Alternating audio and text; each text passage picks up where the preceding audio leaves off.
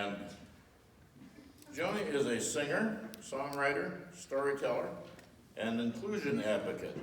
Born in the USA, Joni moved to Israel at age 15, where she began her career as a performer, storyteller, and music teacher.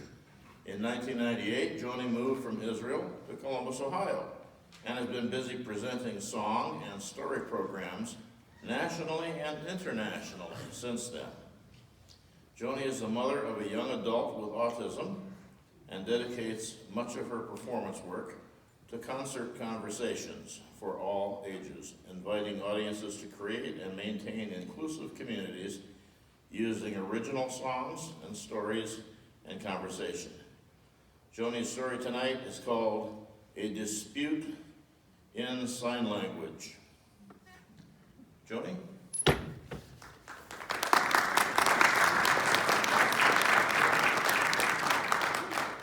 Can all of you back there hear me if I'm without the mic? Because I need my hands for sign Okay. language. Oh, here, we can probably put it in here. It won't fit. It won't fit? No. I guess not. Okay. Okay. I'm going to make this face out. So, that long bio, my story has absolutely nothing to do with any of that, okay?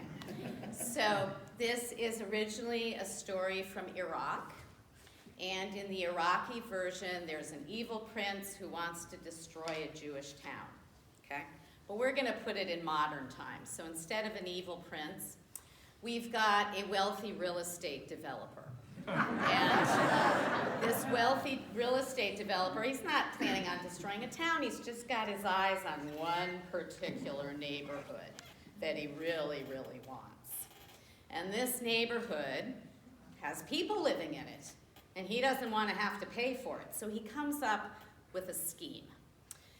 His name's Roger. And Roger goes to Rosa, who is the head of the neighborhood council, and he says, Rosa, in a month's time, you need to find your most clever resident to debate me in sign language. And Rosa says, for what? And he says, well, if I win, you all have to leave, and I knock down all your houses, and I get to put up some fancy high-rises. And she says, that's not legal. And he says, yeah, I know. And then he says, and if you can't find someone who's willing to debate me in sign language, then I win as well. And she says, that's not legal. And he says, yeah, I know. And then the thing about this story is that Roger doesn't actually know sign language. And the people that live in this neighborhood, none of them actually know sign language either. So Rosa's really unclear about how this is going to play out, okay? But she does know that Roger is very wealthy, and he does have friends in very high places, and she's a little afraid that he could actually do something with this. So she calls together the neighborhood council and she tells them what's happened, and of course there's this huge uproar and everybody's yelling and screaming and he can't do that and that's not legal, and she says, I know, but who's going to debate him? And nobody is willing to debate Roger. Nobody's willing to take that on. So 3 weeks pass and Rosa's really worried because, not legal, but he's got a lot of money and friends in high places. So 3 weeks, Rachel comes home. Now, Rachel is a chicken and egg salesperson, and she drives all over the state selling her chickens and her eggs. And she's been away. She gets home, and everybody's in an uproar, of course. And Rachel says, it's fine. I got this. She goes over to Rosa. She drags Rosa down to Roger's office, and they walk in, and Rachel says, Roger, I'll debate you. Roger goes, what? And he looks at Rosa and he says, tell everybody in the neighborhood to get ready to pack. You guys are done for. Chicken lady? That's what you want me to do, chicken lady? Well, Rosa is furious at how Roger is treating Rachel and everybody else, that disrespect and the arrogance. And Rachel's, Rosa, don't even bother. So Roger looks at Rachel and he says, tomorrow morning, 10 a.m., junction of High Street and Main Street. Meet me there for a dispute in sign language. And Rachel says, Roger, do you know sign language? No, what does that got to do with it? So, the next morning, Rachel drives her truck up and she parks it at the junction. And she notices that across the street, Roger is sitting at a sidewalk cafe. And he's got all his friends around and he's clearly feeling really good. He's got this, he's got this. And on Rachel's side of the street, all her neighbors are hanging out of the neighborhood windows and they're all really worried. Rachel, can you do this? Can you do this? And Rachel's like, yeah, no worries, no worries. Now, I'm going to pause the story for a moment to say, usually miscommunication does not lead to anything good. In this particular story, it somehow does. So just keep that in mind. So Roger saunters out to the middle of the junction. He says, chicken lady, come on over. So Rachel walks over, and the tension in the air is so thick. Everybody is breathing from the side of Rachel, looking out. Oh, they're so worried. And Rachel just turns around. So she looks at Roger. Roger looks at her and he goes. And Rachel looks at him and she says, and Roger, you can watch the arrogance kind of seep out of him. And he looks at her and he says, oh, you're right. Okay, you won that one. And then he reaches into his coat pocket and he pulls out a piece of cheese. And he goes. And Rachel looks at him.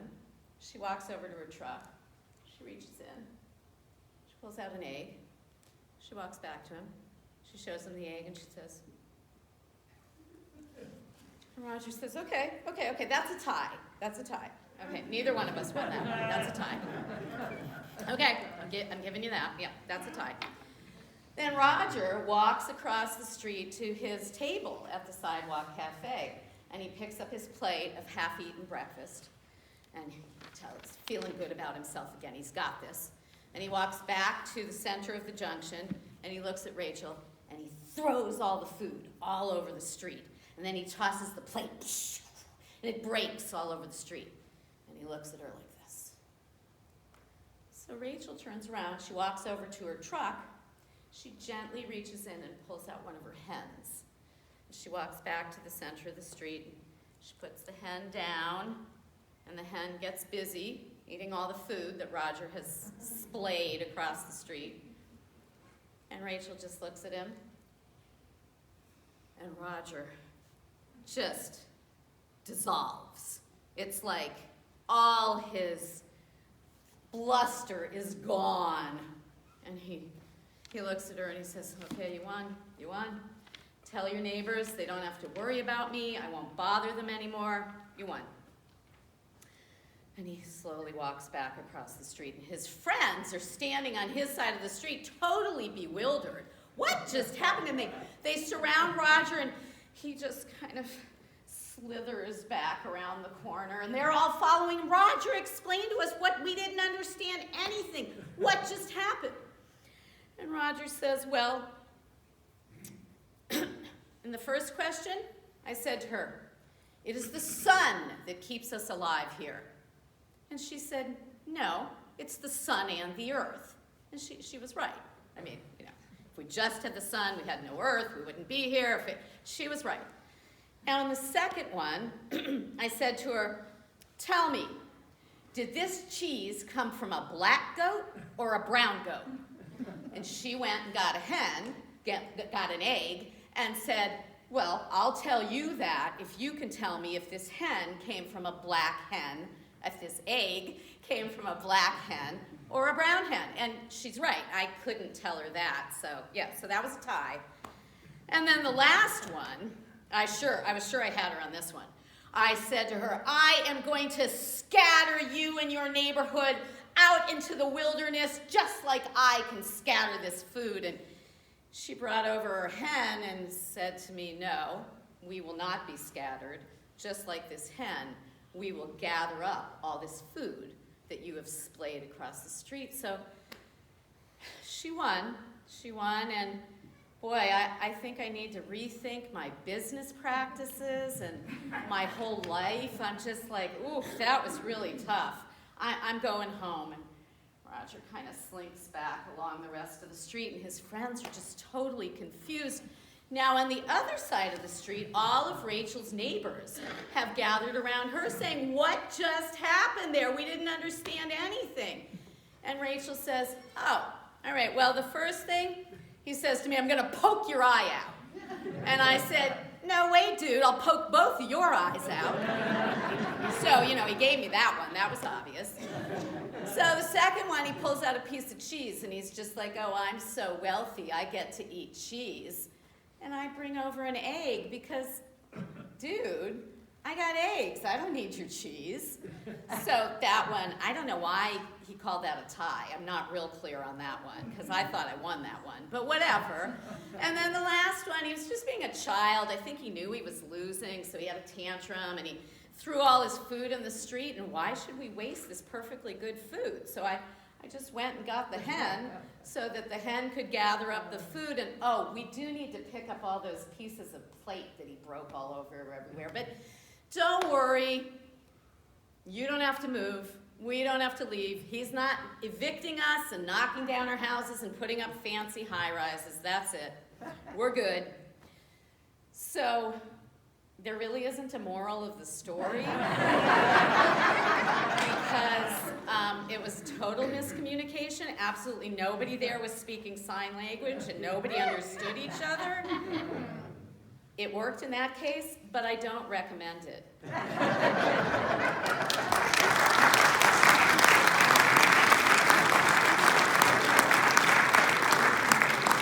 Very good. I live in a facility where half the people are deaf, and I could use some sign language skills. I know the alphabet, but it takes time to spell everything out. And my late wife had her master's in deaf education, and